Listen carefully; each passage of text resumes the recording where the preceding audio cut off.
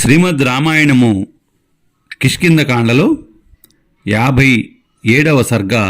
అంగదుడు సంపాదిని పర్వతం నుండి కిందకి దింపి రాముని వనప్రవేశము మొదలు తమ ప్రాయోపవేశం వరకు జరిగిన వృత్తాంతాన్ని తెలుపుట.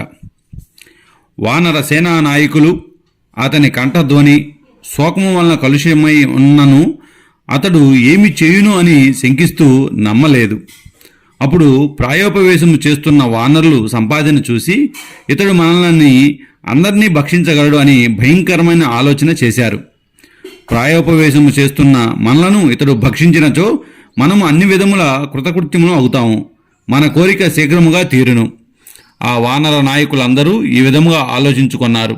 అప్పుడు అంగదుడు సంపాదిని పర్వతము నుండి దింపి ఇట్లు పలికాడు: ఓ పక్షి, ప్రతాపవంతుడు వానర ప్రభువు అయిన వృక్షరజుడను ఒక రాజు ఉన్నాడు. అతడు నా పితామహుడు.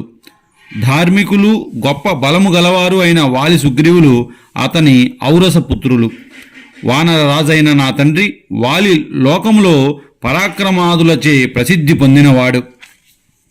ఇక్ష్వాకు వంశీయులలో మహారథుడు, సకల జగత్తునకు రాజు, శ్రీమంతుడు, దశరథ కుమారుడు అయిన రాముడు ధర్మ మార్గమును అవలంబించి తండ్రి ఆజ్ఞను పాలిస్తూ సోదరుడైన లక్ష్మణుతోనూ భార్య అయిన సీతతోనూ కలిసి దండకారణ్యంలో ప్రవేశించాడు.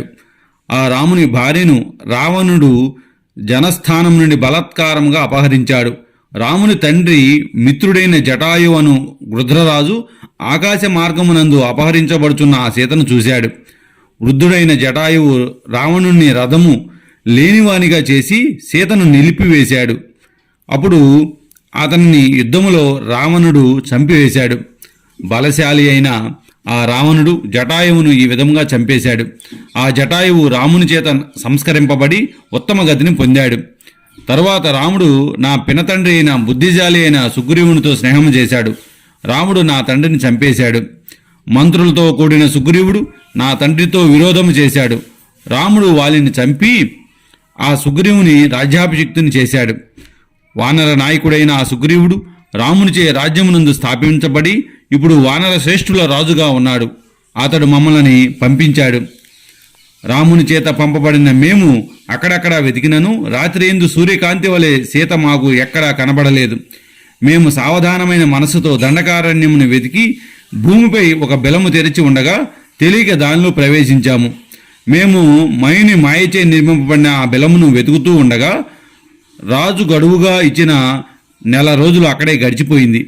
సుగ్రీవుని ఆజ్ఞను పాలిస్తూ మేమందరము అతడు చేసిన నియమమును అతిక్రమించుటచే భయపడి ప్రాయోపవేశం చేస్తున్నాము.